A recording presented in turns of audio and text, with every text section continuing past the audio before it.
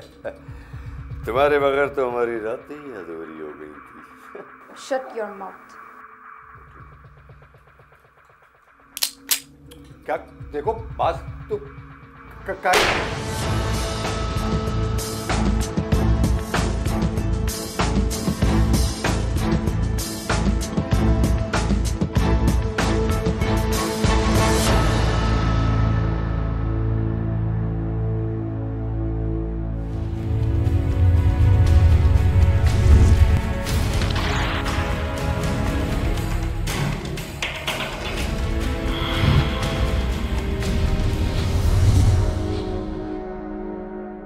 लोग कहते हैं इकलौती औलाद बहुत नाज़ों में पलती है, लेकिन ऐसा नहीं है।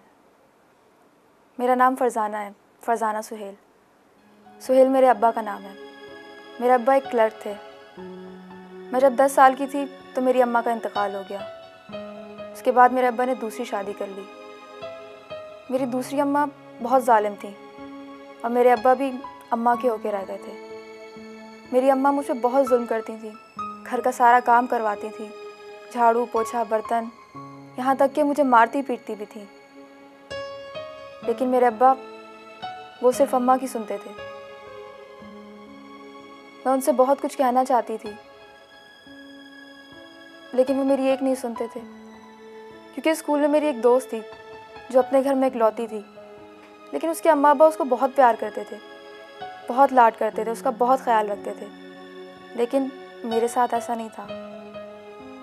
मेरी अम्मा मुझे बहुत जुल्म करती थी और अब्बा भी नहीं सुनते थे।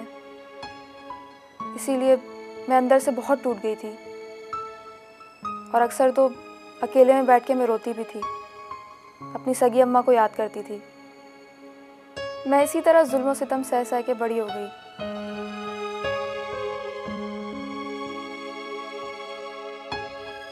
और अब तो अब्बा भी मेरे नहीं रहे। वो मुझे इग्नोर करते थे। अम्मा उनके सामने मुझे डांट रही होती थी, लेकिन वो मुझे इग्नोर करके चले जाते थे, जिससे मैं बहुत टूट सी गई थी। मुझे अच्छा नहीं लगता था कि मेरे अब्बा मेरी एक बात नहीं सुनते थे।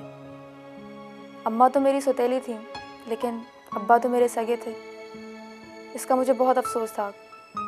मुझे पढ़ने लिखने का भी बहुत शौक़ था। मैंने बहुत मुश्किल से प्राइवेट मैट्रिक किया, क्योंकि मेरी अम्मा को मेरा पढ़ना लिखना बिल्कुल पसंद नहीं था। और एक दिन अचानक अब्बा का इंतकाल हो गया। यह खबर सुनते ही मुझे बहुत अफसोस हुआ, एक सदमा सा हुआ। मुझे ऐसा लगा कि मैं ज़िंदगी में अकेली रह गई हूँ। अब मेरा कोई भी नहीं है, क्योंकि अम्मा तो मेरी पहले ही सौतेली थी। मुझ पर हर तरह के जुल्म करती थी। इस बार उन्होंने मुझ पर जुल्म का पहाड़ तोड़ दिया, क्योंकि अब तो मैं अकेली थी। अरे कमबख्त, तेरा बाप सख्त मजदूरी करते करते मर गया और तुम्हारी हडरामी खत्म नहीं होती। और सुन, तू किसी फैक्ट्री में काम क्यों नहीं कर लेती? सारा दिन घर में पड़े पड़े हराम की खाती रहती है। लेकिन अम्मा, मुझे नौकरी कौन देगा? दुनिया की लड़कियां काम कर रही हैं, तुम्हारे पैरों में मेहंदी लगी हुई है। जाओ जाके कुछ काम करो।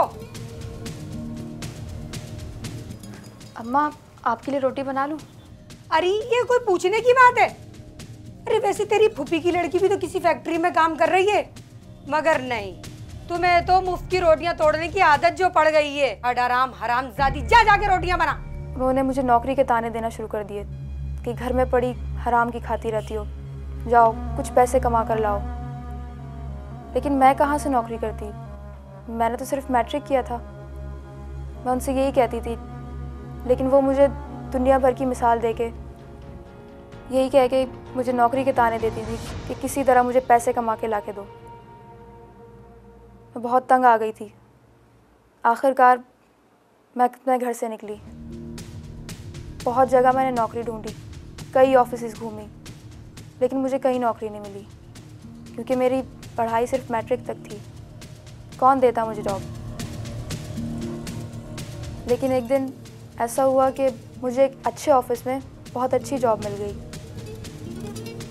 मुझे हैरत भी हुई कि मैंने तो सिर्फ मैट्रिक किया है, मुझे इतनी अच्छी जॉब कैसे मिल गई। मैं वहाँ पे टेलीफोन ऑपरेटर थी। मैं बहुत खुश हुई। मेरी तनख्वाह 12,000 थी।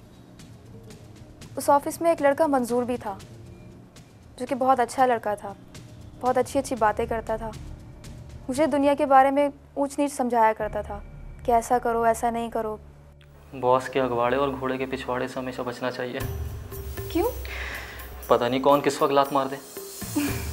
तुम बातें बहुत मज़े की करते हो। लो, एक तो मैं तुम्हें समझाने की कोशिश कर रहा हूँ और तुम मजाक समझ रही हो। वैसे तुम मुझे समझते क्या हो? एक बेवकूफ़ सी लड़की, यही ना? अरे भोली लड़की, तुम मर्दों को नहीं जानती। मैं मर्द हूँ, मैं जानता हूँ। क्या हो गया? तुम खामोखी में जेलस हो रहे हो। इतने अच्छे तो हैं बॉस, और कितना ख्याल रखते हैं मेरा। अगर वो तुम्हें 7 बजे के बाद ऑफिस में रुकने के लिए बोले ना, तो मत रुकना। तो मैं तो वैसे भी घर चली जाती हूँ 6 बजे के बाद। अरे बुद्धू लड़की, अपनी केयर करना सीखो। ठीक है, मैं अपनी हिफाजत कर लूँ। इसी तरह वो मुझे अच्छा लगने लगा था, और मुझे लगता था वो भी मुझे पसंद करता है। मेरे बॉस राशिद साहब भी बहुत अच्छे थे, मेरा बहुत ख्याल रखते थे। जो खुद खाते थे वही मुझे खिलाते थे। उनके लिए बाहर से खाना आता था तो वो मेरे लिए भी मंगवाते थे।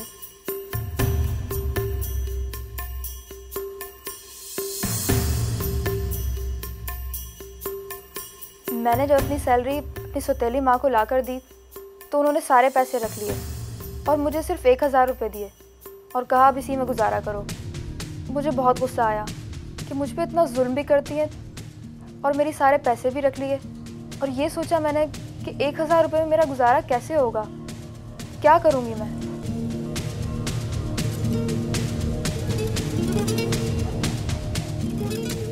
मंजूर बहुत अच्छी बातें करता था, मजाक करता रहता था मुझसे, और मुझे दुनिया के बारे में ऊँच नीच समझाया करता था। और अक्सर बॉस के बारे में वो ऐसी बातें कहता कि मुझे बॉस के बारे में वो बातें बिल्कुल अच्छी नहीं लगती थी। मुझे लगता था वो बॉस से जेलस होता है। कहता था कि शाम 6 बजे के बाद ऑफिस में बिल्कुल मत रुकना, लेकिन मुझे उसकी बात उस वक्त बिल्कुल समझ नहीं आती थी। मैंने उसकी बातों पे बिल्कुल ध्यान नहीं दिया। मैं आपकी अपॉइंटमेंट फिक्स करवा देती हूँ, ठीक है? आप कल 6 बजे आ जाइएगा। ओके। तुम्हें सैलरी मिली?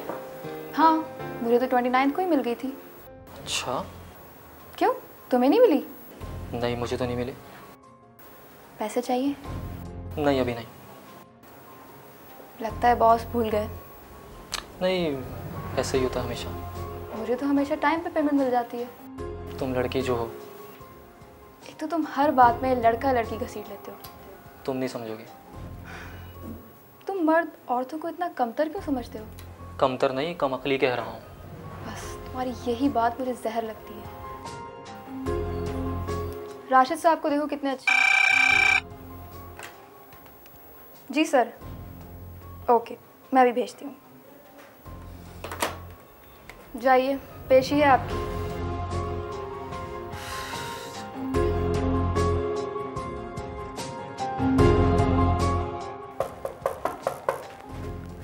यस, कम इन। अस्सलाम वालेकुम सर। वालेकुम सलाम, बैठो। Thank you sir. तुम ऐसा करो मंजूर के ये लिफाफा लो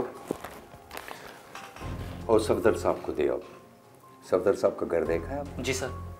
ठीक। ये लिफाफा जब आप उन्हें देंगे तो वो आपको जो चीज़ देंगे वो आप मुझे फ़ौरन अर्जेंटली लाकर वापस देंगे, ठीक है? Yes sir. एक मिनट।